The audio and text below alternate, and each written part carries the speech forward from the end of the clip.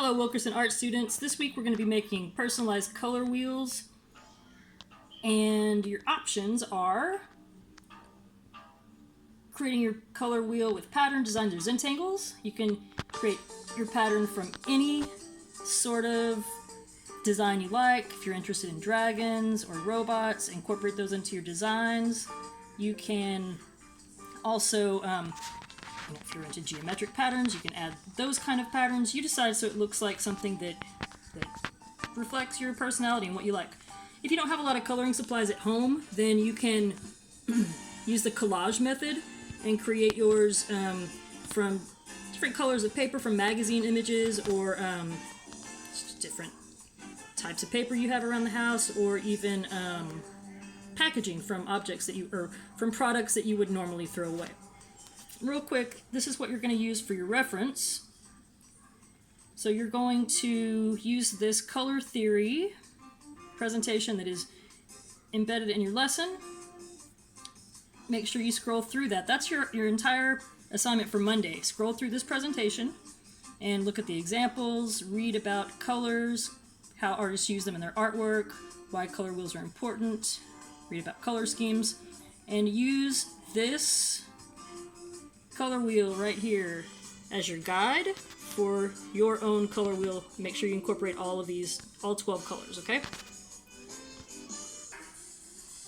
Alright, so what I'm going to be showing you is how to set up your color wheel, okay? How to create your circle divided into 12 equal sections, okay? So it's going to be like a visual and spatial plan for your color wheel. That's what we're going to do today. You're going to decide what kind of designs or how you're going to use the collage method to finish it with color. So something that will work well for your circle is going to be just like circular object, like different plastic lids work well, or maybe plate or pot or pan. You want them to be about this size. I'm going to trace this onto my paper.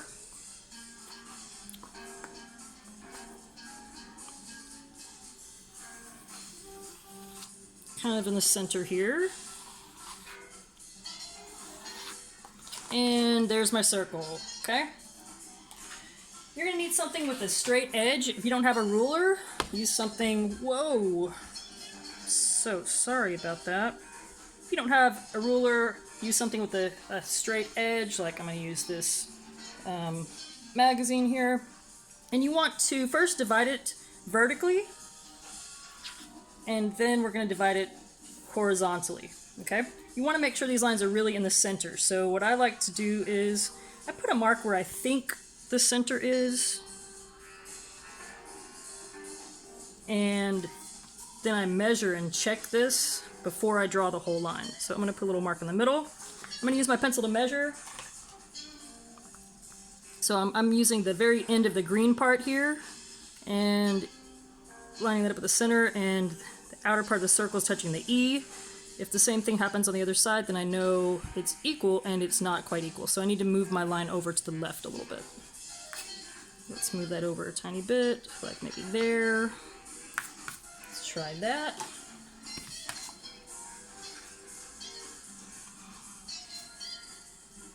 Okay, so now I'm going to measure again. Always do this before, because if you don't get these first two lines really in the center, then it's going to kind of throw your whole color wheel off, and you want all your 12 sections to be equal. I think that is really close to being equal right there. Okay, so I'm going to keep it right there. Let's check that again, make sure. So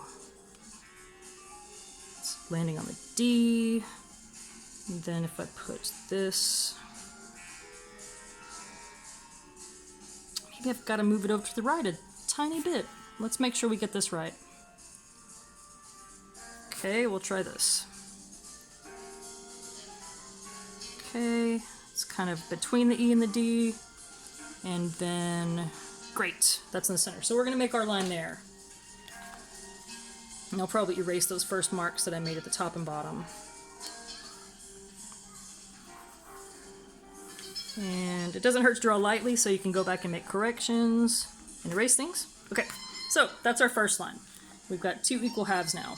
So now we want to do the same thing, dividing it top to bottom with the horizontal line. Let's see if that's in the center. Use my pencil to measure. Looks like it's between the D and the E. And then I'm lining the end of the green part of my eraser up with my center mark, and the bottom of my circle is between the E and D, so we're good.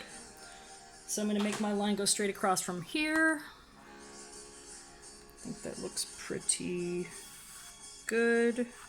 If some of your sections are off by a little bit, it's not going to be that huge of a deal.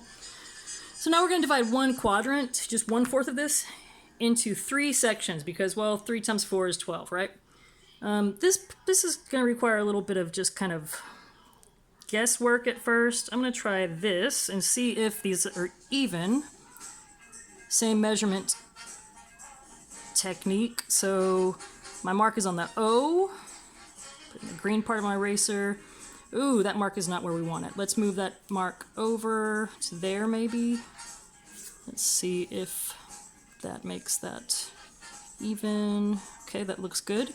And then, oh, now this one's way too big. So let's move them both over. Let's try that and that maybe.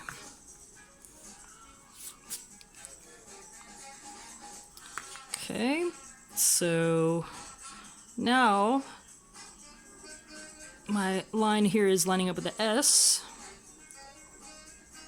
That's close to the S. It's going to take a little more work. So we've got to move this over a little bit.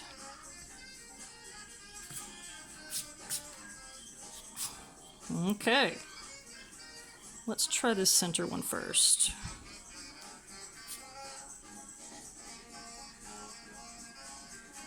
Okay. So it's close to the S. It's right on the S. There we go. That's looking good. Okay, so now those are pretty even. Once you've got this worked out, the rest is really easy. So now we're going to make sure that we go from the mark through the very center to the other side, and it's going to divide the other side for us. Okay, there's my mark. If I can see my mark and the center, then I know I'm going to go right through it. Okay, there's one. And I'm going to go right through the center. Okay.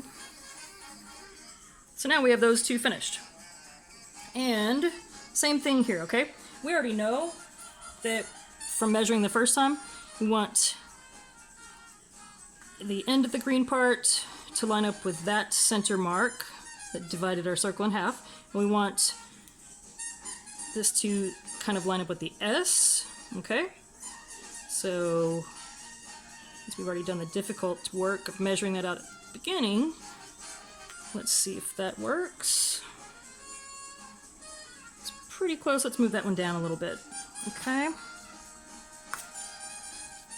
So, there's the end, and it's going to line up with the S.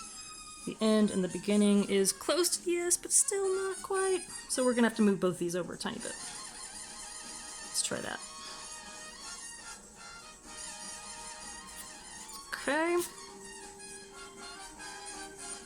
And that's looking good. That's looking good. And now that's pretty close. Okay, so now we just do the same thing we did with the first quadrant. We're going to go all the way through the center from our mark to the other side.